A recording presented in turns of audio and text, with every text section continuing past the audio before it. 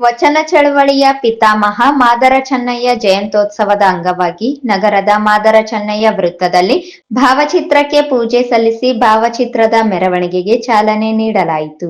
ನಗರ ಶಾಸಕ ಡಾಕ್ಟರ್ ಶಿವರಾಜ್ ಪಾಟೀಲ್, ಮಹರ್ಷಿ ವಾಲ್ಮೀಕಿ ನಿಗಮದ ಅಧ್ಯಕ್ಷರು ಹಾಗೂ ಗ್ರಾಮೀಣ ಶಾಸಕ ಬಸನಗೌಡ ದದ್ದಲ್, ವಿಧಾನ ಪರಿಷತ್ ಸದಸ್ಯ ಎ ವಸಂತಕುಮಾರ್ ಮೆರವಣಿಗೆಗೆ ಚಾಲನೆ ನೀಡಿದರು. ಹಲವು ವಾದ್ಯಗಳ ನಿನಾದ ಮಧ್ಯೆ ಸಾಗಿ ಬಂದ ಶ್ರೀ ಮಾದರ ಚೆನ್ನಯ್ಯ ಭಾವಚಿತ್ರದ ಮೆರವಣಿಗೆಯಲ್ಲಿ ಮಹಿಳೆಯರು ಪೂರ್ಣಕುಂಭ ಕಳಶದೊಂದಿಗೆ ಸಾಗಿ ಮೆರಗು ನೀಡಿದರು. ನಗರದ ಪ್ರಮುಖ ಬೀದಿಗಳಲ್ಲಿ ಸಂಚರಿಸಿದ ಮೆರವಣಿಗೆ ರಂಗಮಂದಿರಕ್ಕೆ ಬಂದು ತಲುಪಿತು.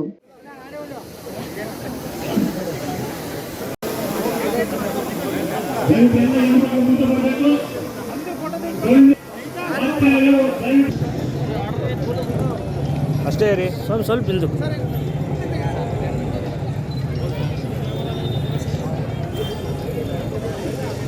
ಓಕೆ.